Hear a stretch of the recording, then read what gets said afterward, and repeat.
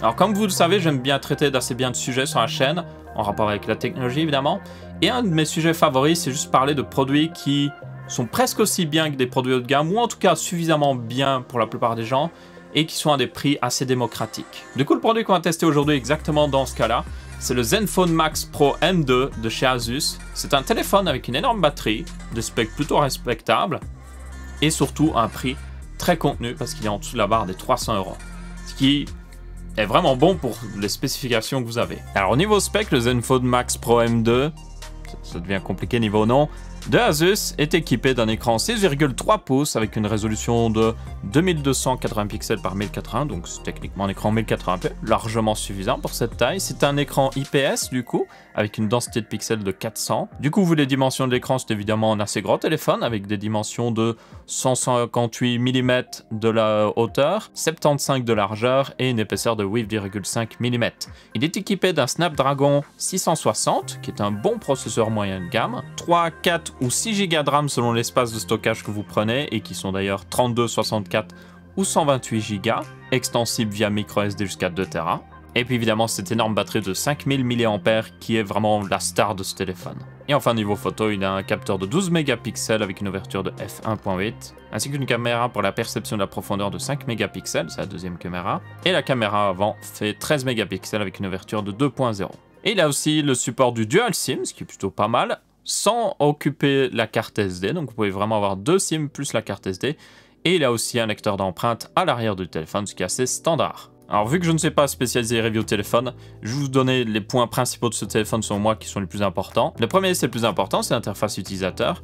Asus utilise ici ZenUI, sauf que cette version de ZenUI est ultra clean. Il n'y a presque rien en plus comme application. C'est du Android 9.0 stock basiquement, donc ultra rapide, répond hyper bien, il n'y a vraiment aucun ralentissement.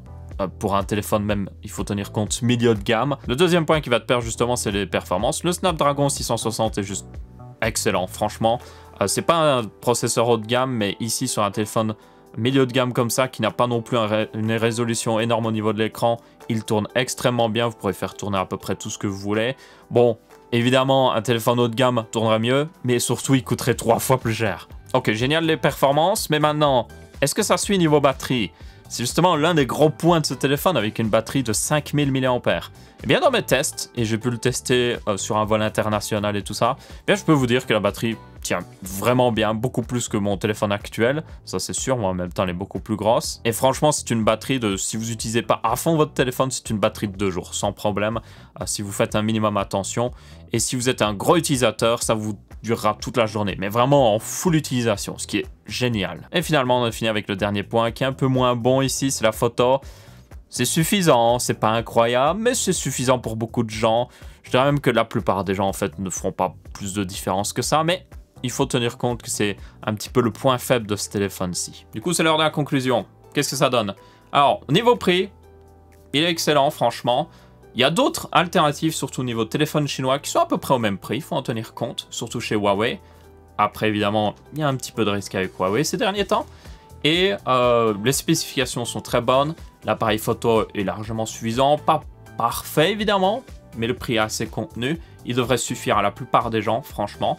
Il y a une énorme batterie, ce qui est génial pour ceux qui aiment une batterie qui dure longtemps. Et en plus de ça, ben, c'est un assez beau téléphone.